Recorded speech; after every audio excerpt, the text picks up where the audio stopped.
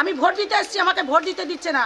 যারা তৃণমূলের লাইনে দাঁড়িয়ে আছে তারা ভোট দিচ্ছে, আমাকে হাত জোড়ো করে কিছু দুষ্কৃতী ওখানে দাঁড় করিয়ে রেখে দিয়ে ধাক্কাধাক্কি করছে এবং তারা হাত জোড়ো করে বলছে যে এর পরের পরিস্থিতি খুব খারাপ হবে, আমরা হাত জোড়ো করছি, আপনি ভোট দিতে আসবেন না, আপনার ভোট হয়ে গেছে।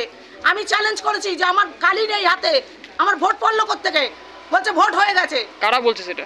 এই তৃণমূলের যত দুষ্কৃতী এনে দাঁড় করিয়ে রেখেছে সামনে। তাহলে আপনি ভোট দিতে পারেননি? আমি ভোট দিতে পারিনি, আমি চলে যাচ্ছি। ওরা কি সন্ত্রাস করছে? হ্যাঁ, ওরা সন্ত্রাস করছে, ওরা গায়ের উপরে উঠে আসছে, ওরা সন্ত্রাস করছে, গায়ের উপরে উঠে আসছে। মহিলাদের গায়ের উপরে উঠছে? হ্যাঁ, গায়ের উপরে। আমরা 4 জন মহিলাই ছিলাম, ওরা ভয় চলে গেছে, আমি একা দাঁড়িয়ে ছিলাম যে আমি যাবো ভোট দেবো, বলে যান, তার পরিস্থিতি খারাপ হবে। আপনি এখন কি চাইছেন? আমি কি চাইছি, আমি কি বলবো বলুন, কি বলবো বলুন? ভোট দেবো, কি করে ভোট দেবো এই অবস্থায়? ভোট তো দিতে দিচ্ছে না। এবং সকালে যা হয়েছে 6টার সময় আমাদের ঢুকতে দেয়নি, আমাদের পুলিশ এসে বার করে দিয়েছে। আপনার বুথের নামটা কি? 245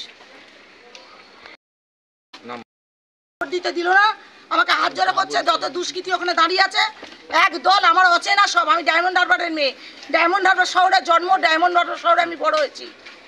আমাকে হাত জোড়া করে বলে দিল যে আমার ভোট দেওয়া হয়ে গেছে। আমার হাতে কোথায় কালি দেখুন তো, কোথায় কালি? আমি ভোট দিয়েছি, কোথায় কালি? আমি বলছি দেখো বাবা, যাই হোক, এটা গণতান্ত্রিক অধিকার, আমাকে ভোটটা দিতে দাও।